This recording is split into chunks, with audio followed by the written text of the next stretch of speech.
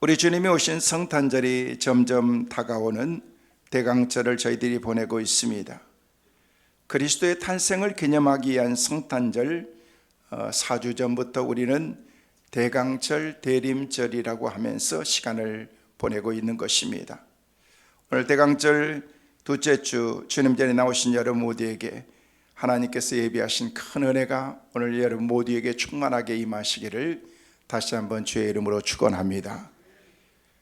레오나르도 다빈치가 43살 때에 이태리 밀라노에서 살던 루도핑코라고 하는 그런 공작에게서 예수님의 최후의 성찬을, 최후의 만찬을 그려달라고 하는 그런 요청을 받게 됩니다. 그래서 예수님께서 최후의 만찬을, 성경에 나와 있는 그 만찬을 그리기 위해서 무려 3년 동안 작업 끝에 초안을 만들게 됩니다. 하루 이틀 1년도 아니고 최후의 만찬 그림을, 그 대작을 그리는데 무려 3년이나 걸리게 되었다는 것입니다.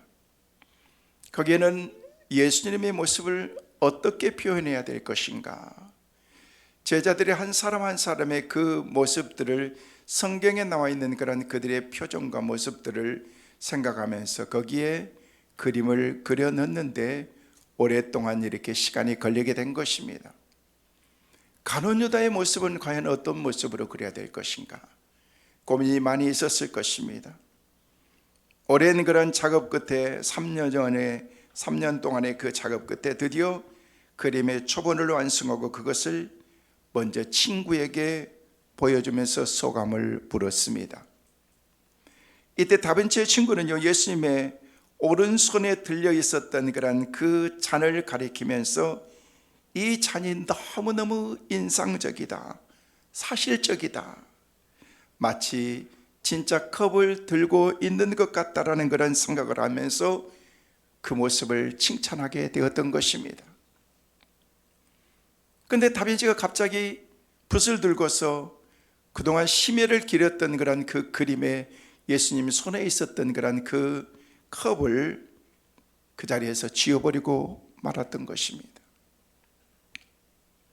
그러자 다빈치 친구는요, 갑자기 당황하면서 왜 그것을 지우느냐고, 그게 얼마나 사실적으로 그 최후의 만찬에서 그 그림을 살려줄 수 있는 그런 그림인데라고 그렇게 칭찬했습니다. 그때 다빈치는 이런 유명한 말을 남겼습니다. 아무것도 이 그림에서 그리스도보다도 더 소중한 것은 없어야 된다 라고 얘기를 하면서 그 그림을 지워버리고 말았다는 것입니다. 해마다 우리가 성탄 시즌이 되고 우리 주님이 오신 그런 크리스마스가 다가오면은 많은 것들을 통해서 예수 그리스도가 이 땅에 오시는 성탄절을 우리는 많이 생각하게 됩니다. 우리 주님이 이 땅에 오셨던 그런 아름다운 계절, 그 주님의 나심을 축하하는 그런 여러 가지 많은 표현과 묘사들을 하면서 크리스마스 예쁜 추리를 하고 또 크리스마스 캐롤송을 부르며 산타크로스, 동방박사, 목자들, 마리아 등이 우리 주님이 나신 성탄의 분위기를 한층 더 북돋아주고 있다는 것을 우리는 너무나도 잘 알고 있습니다. 참 기쁜 일인 거죠. 이런 낭만을 즐기는 것은 결코 잘못된 것이 아닙니다. 인생에서 확실히 낭만이 필요합니다. 그러나 그 가운데에서도 우리가 잊지 말아야 될 것은 이 계절의 주인공이 누구인가를 우리가 잊어버리지 말아야 된다는 것입니다. 우리는 크리스마스의 주인이 예수 그리스도라는 사실을 우리는 잘 알고 있습니다. 저는 어려서부터 12월을 참 좋아했습니다. 춥지만 아름다운 그런 계절, 또 눈이 내리는 그런 뭔가 축복을 내려주는 것 같다라는 그런 계절을 생각하면서 우리 어른들은 싫어하지만은요, 저는 아직도 한국에 온 지 16년이 되었습니다만은 겨울에 눈이 오면은 마냥 가슴이 설레고 기분이 좋습니다. 비 오고 난 다음에, 눈 오고 난 다음에 그 뒤에 아주 질꺽거리고 이런 것은, 지저분한 그런 것들은 싫지만 눈 오는 것은 아주 너무 좋습니다. 엊그제 눈이 왔습니다. 첫눈이 왔습니다. 첫눈 오는 거 여러분 보셨습니까? 저는 못 봤습니다. 제가 한 2, 3일 쿵쿵 앓고 났더니 저한테 허락도 없이 첫눈이 내리고 말았더라고요. 이틀 뒤에 알았습니다. 첫눈이 그제 내렸다고. 그래서 보니까 밖에 보니까 하얗게 눈이 이렇게 쌓여 있는 그런 그 모습을 볼 수가 있었습니다. 저는 개인적으로 12월을 참 좋아합니다. 사랑하는 사람들을 추억하는 그런 일들, 또 기억할 그런 일들이 12월에 많이 있고, 우리 주님이 이 땅에 오신 성탄절이 12월에 있고,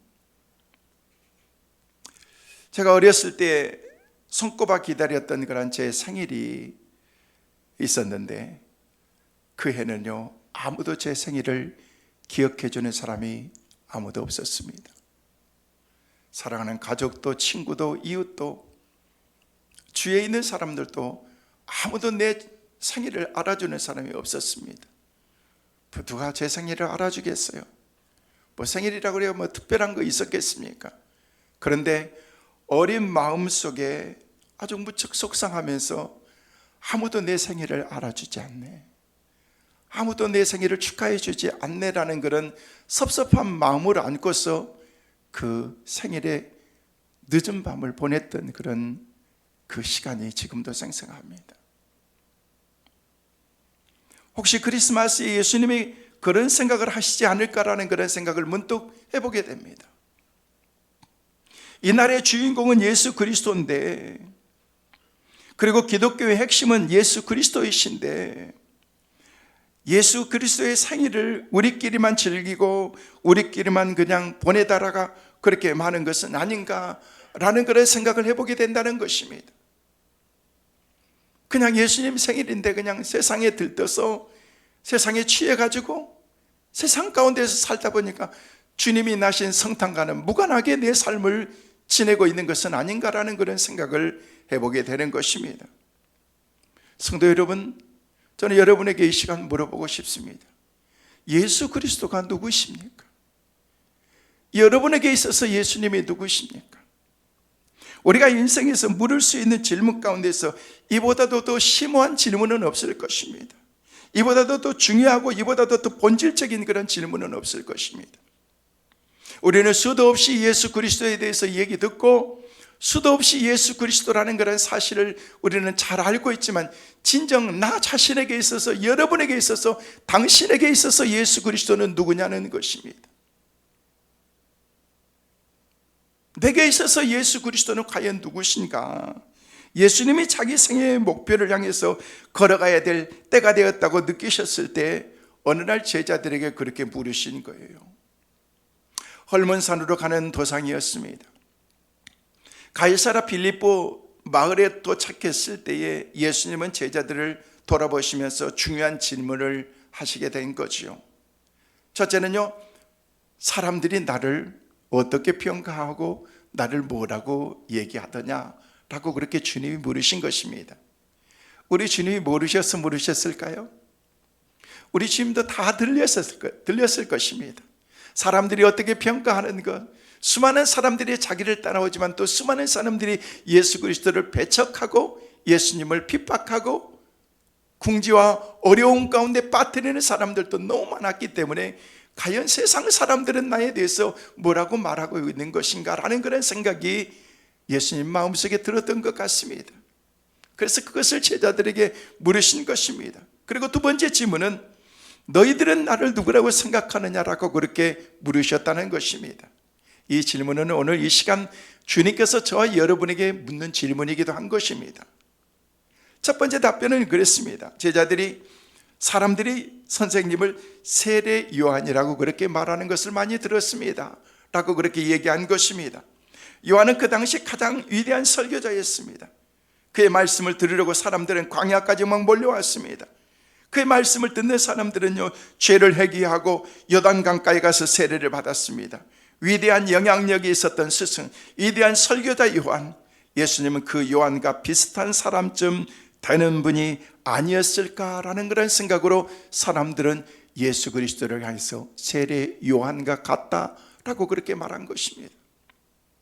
지금도 예수님에 대해서 이렇게 생각하는 사람들이 적지 않게 많이 있습니다. 그분은 위대하신 분이십니다. 예수님은 위대하신 분이십니다. 위대한 스승, 위대한 정신으로 사람들에게 평가받고 있습니다. 이것이 예수님에 대해서 나쁜 생각, 판단은 아니지만 그러나 예수 그리스도를 이해하는 정답은 결코 아니라는 것을 우리는 너무나도 잘 알고 있습니다. 또 어떤 사람들은 예수님에 대해서 그렇게 얘기하는 것을 들었습니다. 어떤 사람들은 예수님을 엘리야와 같은 사람이라고 그렇게 얘기하는 것을 들었습니다.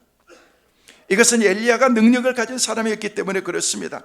구약에 보면은요, 엘리야가 한번 기도하니까 하늘이 막 열렸다라고 말하고 있습니다.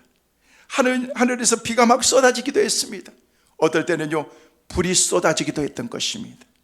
이 위대한 능력의 사람 엘리야를 예수님을 통해서 사람들은 느끼고 있었던 것입니다.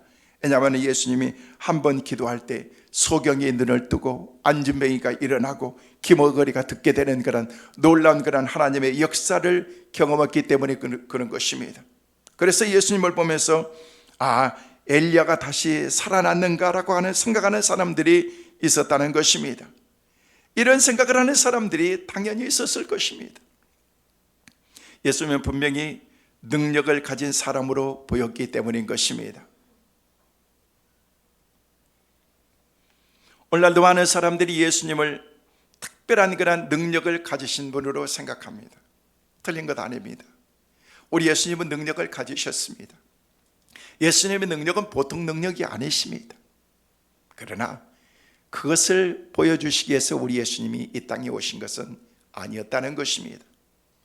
어떤 사람들이 예수님을 초능력을 가진 사람이라고 이해하기도 합니다. 그러나 예수님은 단순히 특별한 능력을 가진 사람이 아니라 이것으로는 예수님의 모든 것을 결코 다 말할 수는 없는 것입니다. 또 어떤 사람들은 선지자라고 그렇게 얘기를 했습니다. 이것은 앞에 두 견해보다도 훨씬 더 정답에 가까운 그런 답이라고 말할 수 있습니다. 선지자, 하나님이 보내심을 받은 자라는 뜻인 것입니다. 그리고 하나님이 특별히 쓰시고 있는, 특별히 하나님께서 귀하게 여기시는 분으로 생각하면서 이것은 정답에 접근해 있지만 이 또한 예수님의 모든 것을 소개하는 것은 충분한 대답이 아니었던 것입니다. 그래서 오늘 본문에서는 예수님은 제자들을 통해서 자신들에 대한 그런 사람들의 견해를 들으시고 난 다음에 질문의 대상, 대답해야 될 대상을 바꾸셔서 주님이 부르신 것입니다. 사람들은 나를 그렇게 생각한다고 하자. 밖에 있는 그런 사람들은 위대한 스승으로, 위대하고 존경할 만한 그런 선생님으로, 특별한 능력을 가진 사람으로 그렇게 생각하고 있는데, 그렇지만 너희들은 나를 누구라고 생각하느냐라고 그렇게 물으신 것입니다. 그것은 사람들의 견해이고 네 견해는 뭐냐는 것입니다. 여러분, 세례 요한, 엘리야, 능력을 가진 사람, 선지자 다 좋습니다. 그렇다면 여러분에게 있어서 예수님은 누구냐는 거예요. 여러분에게 있어서 나의 주님은 어떤 주님인가를 주님께서 물으시고 계신 것입니다. 지난 2년여 동안 살을 맞대고 동고동락하면서 같이 먹고 같이 잠을 자면서 같이 지냈던 그런 제자들, 가장 가까이에 있는 그런 나를 지켜봤던 그런 너희들은 나를 누구라고 생각하느냐라고 그렇게 물으신 것입니다. 오병이어의 기적을 베풀 때 그 현장에 있었고, 갈릴리 풍랑을 잠잠케 할 때 그 현장에 있었고, 능력을 지켜보았던 너희들은 나를 누구라고 생각하느냐라고 그렇게 우리 주님께서 물으신 것입니다. 사랑하는 성도 여러분, 우리는 늘상 하나님의 교회에서 예배를 드리고 찬송을 드리고 기도하면서 예수님의 단어에 익숙해 왔던 여러분들은 예수 그리스도를 어떻게 생각하고 계십니까? 이것이 바로 지금 저와 여러분을 향한 예수님의 질문인 것입니다. 너희는 나를 누구라고 생각하느냐? 이 질문 앞에 본문에서 보는 대로 예수님의 제자들 가운데 수제자였던 베드로가 제일 먼저 나와서 아주 단순 심플하게 대답을 했습니다. 직설적인 대답도 그렇게 하면서 이 대답이었는데 이게 우리 주님께서 원하셨던 그런 정답이었던 것입니다. 주는 그리스도시요 살아계신 하나님의 아들이십니다. 할렐루야. 예수님 당신은 구주십니다. 구원자이십니다. 나를 구원해 주실 수 있는 분, 나로 하여금 하나님 앞에 나가게 할 수 있는 분, 당신은 바로 그런 분이십니다. 구원자, 구주, 그리스도라고 그렇게 고백하고 있는 것입니다. 저는 이 베드로의 고백이 저와 여러분의 신앙의 고백이 될 수 있기를 주의 이름으로 축원합니다. 막연하게 신앙생활하는 것이 아니라 여러분, 예수 모르는 사람은 세상 아무도 없습니다. 성탄절 그러면 예수님께서 이 땅에 태어나신 것이라는 사실에 대해서는요, 우리뿐만 아니라 밖에 믿지 않는 사람들도 다 알고 있는 것입니다. 그런데 그렇게 알고 있는 것으로 끝나는 것이 아니라 그분이 내 삶 가운데서 어떤 분인가를 우리가 알아야 된다는 것입니다. 베드로는 정확하게 고백했습니다. 주는 그리스도시요 살아계신 하나님의 아들이십니다. 따라하겠습니다. 주는 그리스도시요 살아계신 하나님의 아들입니다. 믿습니까? 이게 믿어지는 신앙, 이게 진짜 신앙이라는 것입니다. 우리가 분명하게 알아야 될 것은요, 교회에 나왔다고 다 그리스도인이 아니라는 것입니다. 집사 받고 권사 받고 장로 받고 목사 되었다고 그 사람이 그리스도인이 아니라는 것입니다. 예수님께서 내 삶 가운데서 나를 위해서 십자가에 돌아가셨고 나의 구원자가 되셨고 나는 그분 때문에 살 수 있고 그분 때문에 천국 갈 수 있다는 그런 그 믿음의 고백에 확신이 없는 사람은 그리스도인이 아닌 것입니다. 그래서 오늘 우리가 봤던 그런 그 말씀 뒤에 31절 말씀에 보면은요, 우리에게 그렇게 말씀하고 있습니다. 함께 보시겠습니다. 인자가 많은 고난을 받고 장로들과 대제사장들과 서기관들에게 버림받아 죽임을 당하고 사흘 만에 살아나야 할 것을 비로소 그들에게 가르치시되, 여기 말씀에 보니까 비로소라고 그렇게 말하고 있습니다. 비로소. 인자가 많은 고난을 받고 장로들과 대제사장들과 서기관들에게 버림받아 죽임을 당하고 사흘 만에 살아나야 될 것을 비로소 그들에게 가르쳤다는 것입니다. 비로소 그때 가르친 것입니다. 31절 이 하반절 비로소 저에게 가르치셨다라고 얘기했는데 무엇을 가르치신 것인가? 우리 주님께서.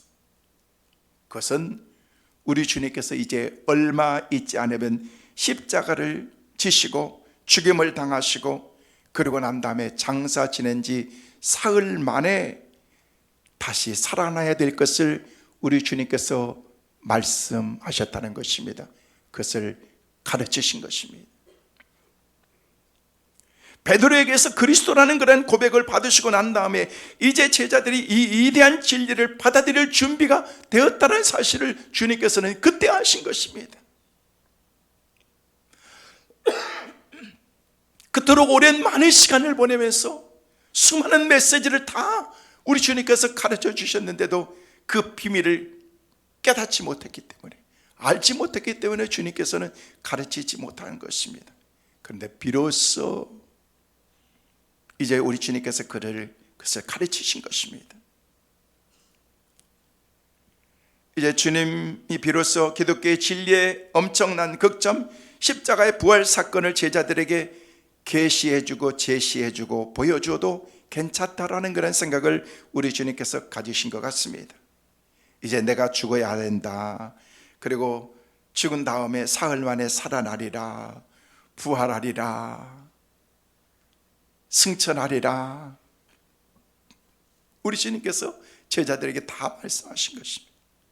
예수님이 참된 제사장이 되기 위해서는요, 반드시 죽으셔야 됩니다.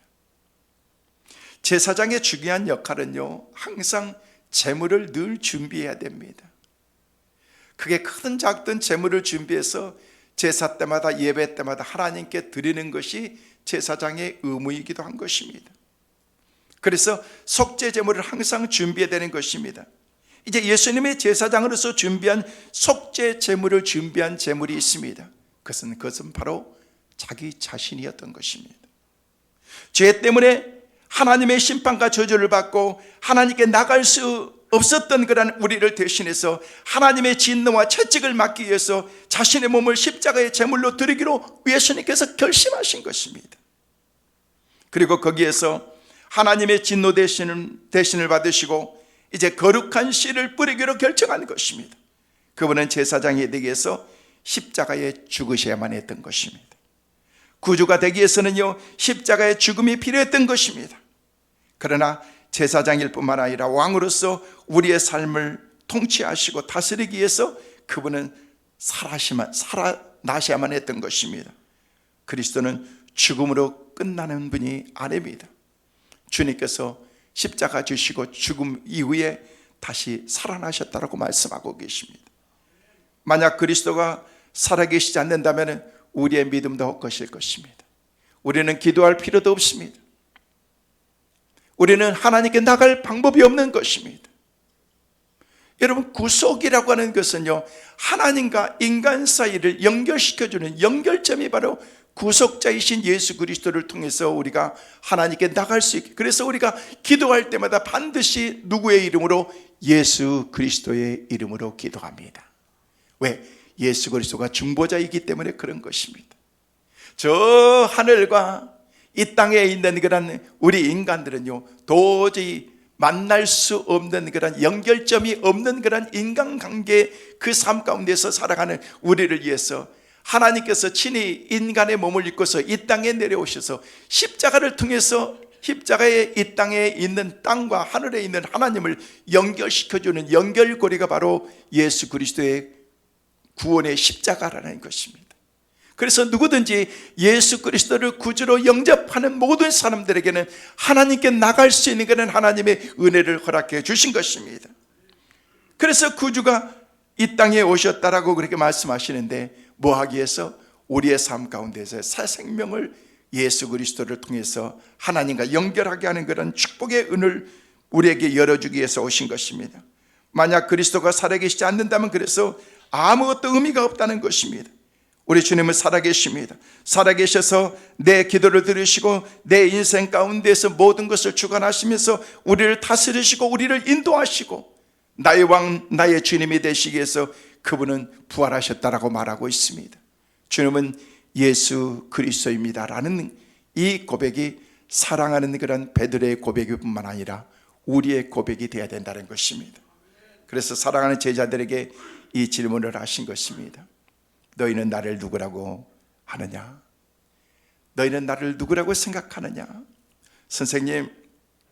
선생님은 나의 주님, 선생님은 나의 구주, 그리고 우리 인생의 전부이십니다 라고 그렇게 베드로가 고백한 것입니다.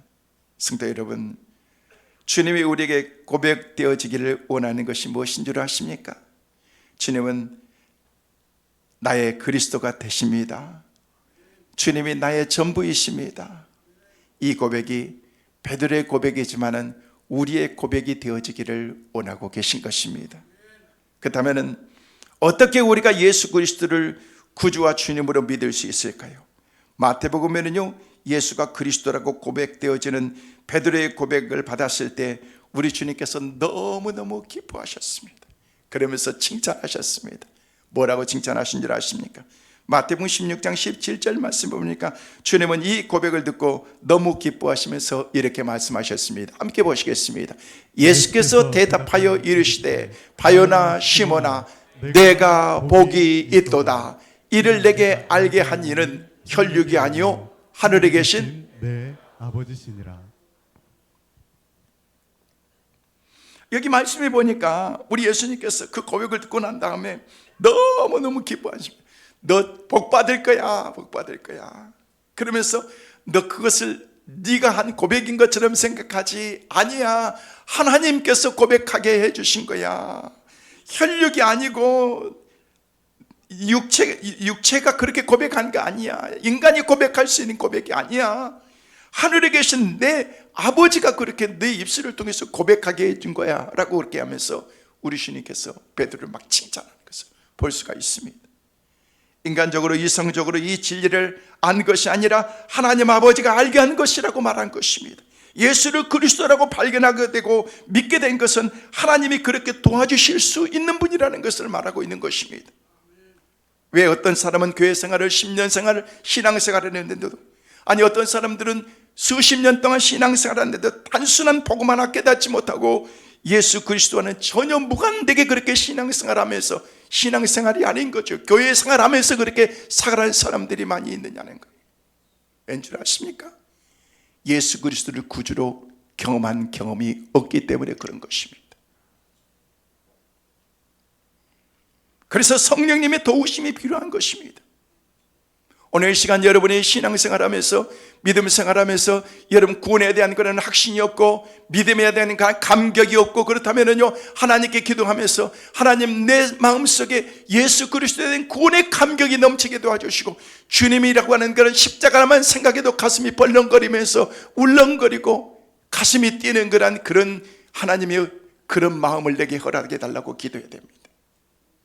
성령님께서 깨우쳐 주셔서 여러분의 삶 가운데 예수 그리스도로 충만할 수 있도록 기도하시기를 주의 이름으로 축원합니다.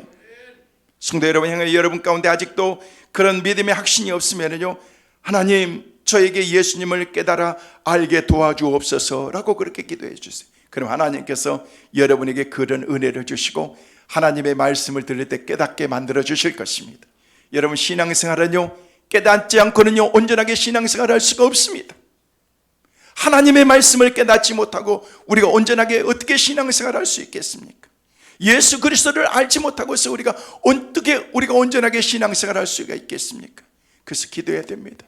하나님, 적어도 다른 건 몰라도 내가 예수 그리스도를 잘 알고 깨닫게 도와주시고 하나님의 말씀을 들을 때 내가 말씀이 깨달아지는 그런 은혜를 달라고 기도해야 됩니다. 만약에 여러분이 그렇게 기도했는데도 그것을 깨닫지 않으면요, 또 기도하세요. 하나님, 내가 얼마나 죄인인가를 깨닫게 하여 주옵소서. 예수 그리스도를 알기 전에 내가 먼저 내 자신이 얼마나 큰 죄인인가를 내가 깨닫게 해달라고 기도해야 된다는 것입니다. 왜냐하면요, 우리 예수님께서 탄생의 기쁜 소식을 전하면서 그렇게 말씀하셨습니다. 아들을 낳으리니 이름을 예수라 하라. 이는 그가 자기 백성을 죄에서 구원할 자이심이다 라고 그렇게 말했습니다. 우리 예수님께서 이 땅에 오실 예수 그리스도의 탄생에 대해서 얘기를 하면서 이 땅에 태어날 그 아들 이름을 예수라고 얘기하라는 것입니다. 그는 자기 백성을 어디에서 구하는 거예요? 죄에서 구한다는 것입니다.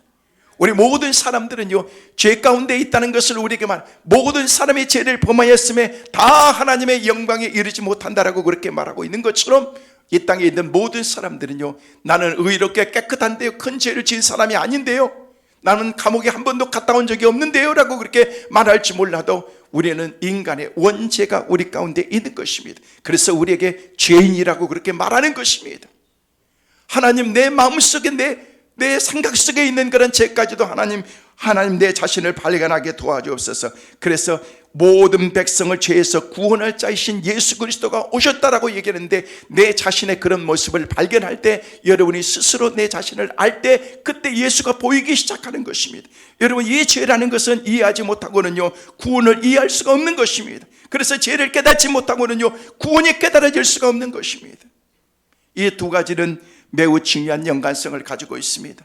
내 죄의 심각성을 깨닫지 못하고는요 이 죄를 위해서 하나님이 그리스도를 보냈다는 이 사실을 깨달아지고 알기 쉬운 것은요, 아는 것은요 쉽지가 않습니다.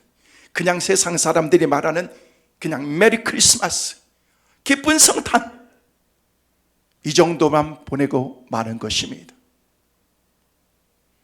내 죄가 내 생각하는 그런 이상으로 심각한 것입니다.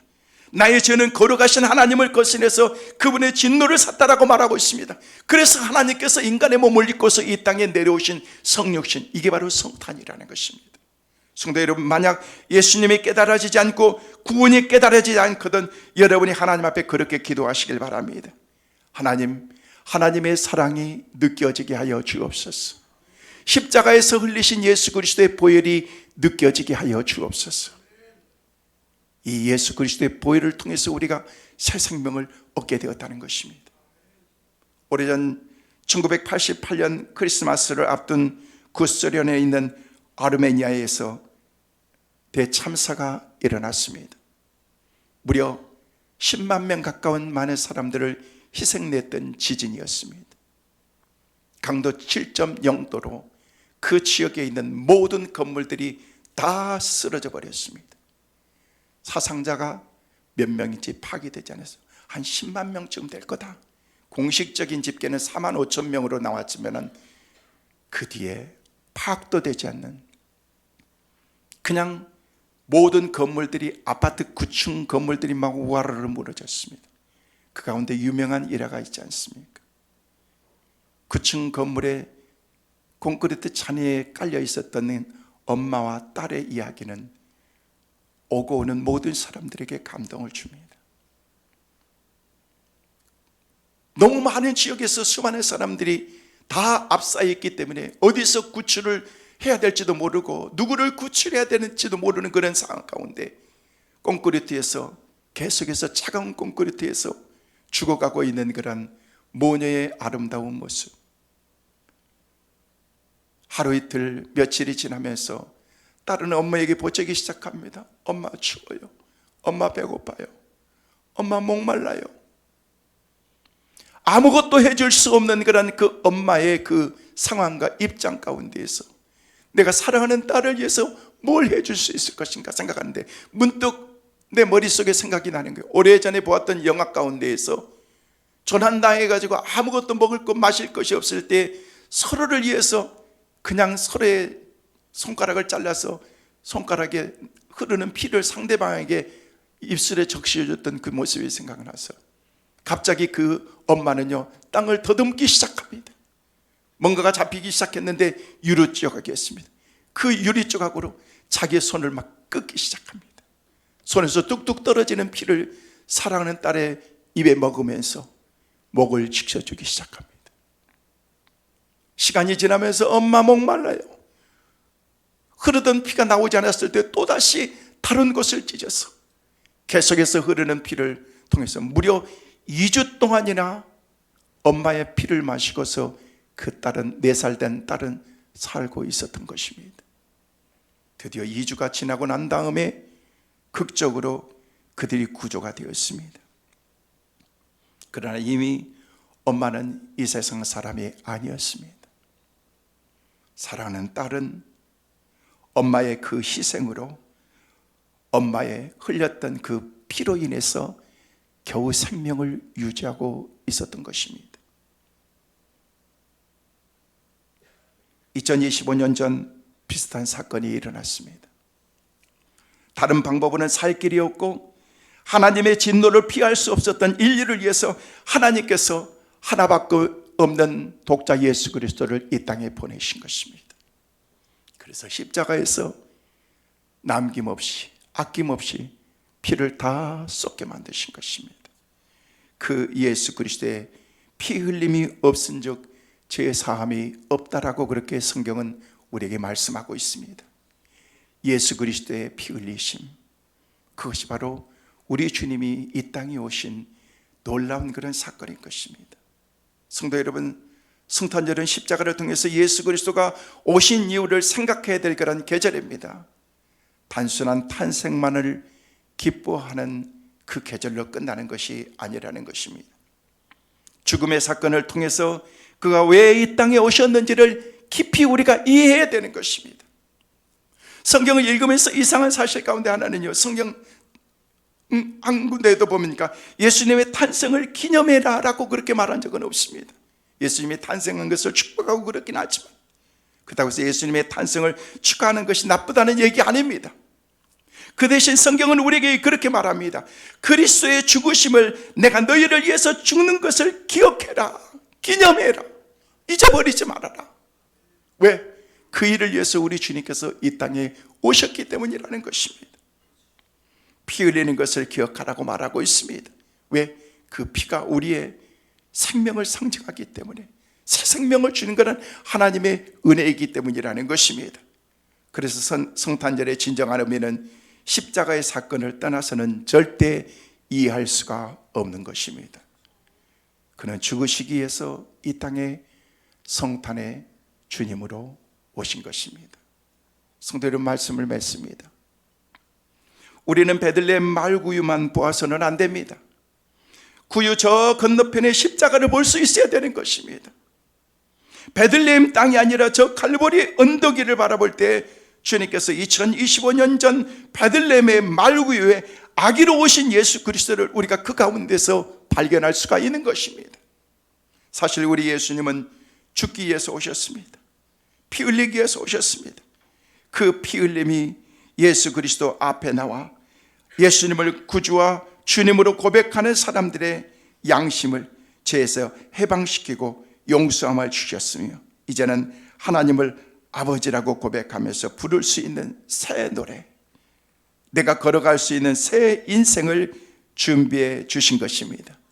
이것이 바로 크리스마스 성탄절의 메시지인 것입니다.